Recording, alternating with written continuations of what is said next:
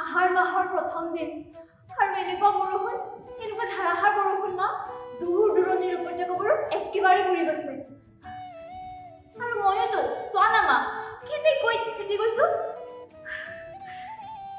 দক্ষিণ ফালৰ পৰা উৰি উৰি অহা বগলী জাকবোৰ চাবলৈহে গৈছিলো, আৰু এতিয়া গোটেই কাপোৰ কানি তিয়াই আনিছো। শুকান কাপোৰবোৰ ক'ত আছে মা?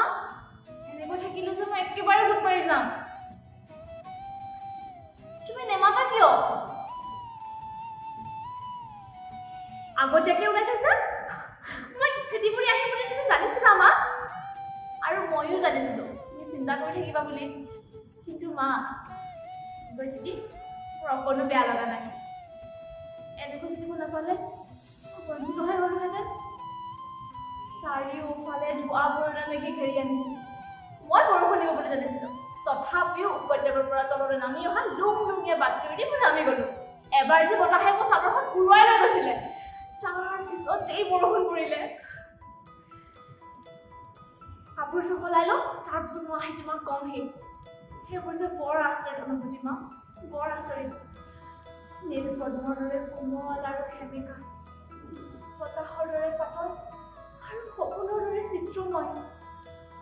মোৰ এনেকুৱা লাগিছিল যে তাক মই গিলি পেলাই মোৰ সৈতে একাকাৰ কৰি পেলাম আৰু চকু মুদিম। যাৰে গোটেই গাটোকে চেপি অনা নিচিনা কৰিছে অ মা। কিমান যে পানী কাপোৰযোৰে খাইছে, যাৰ হাড়লৈকে ভেদি যোৱা সেই কপনি এই উচ্চ স্পৰ্শ। কাপোৰবোৰ ক'ত মেলিম মা? ইয়াতে থৈ দিম নেকি? মা, আজিৰ এই ক্ষণটো মই কেতিয়াও পাহৰিব নোৱাৰিম। এনেকুৱা সৌন্দৰ্য মই আগতে কেতিয়াও দেখা নাই। সেই সৌন্দৰ্য আকাৰহীন, স্পৰ্শ কৰিব নোৱাৰি যদিও মাংসল।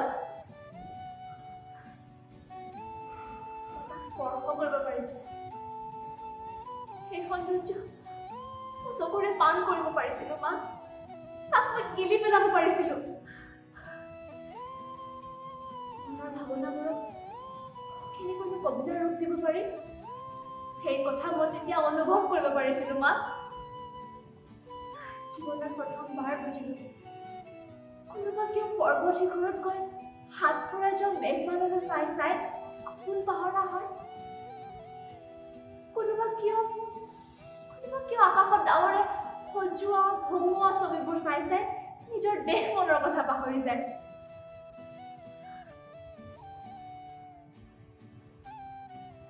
কি হ'ল মা, এনেকৈ মনে মনে আছা কিয়?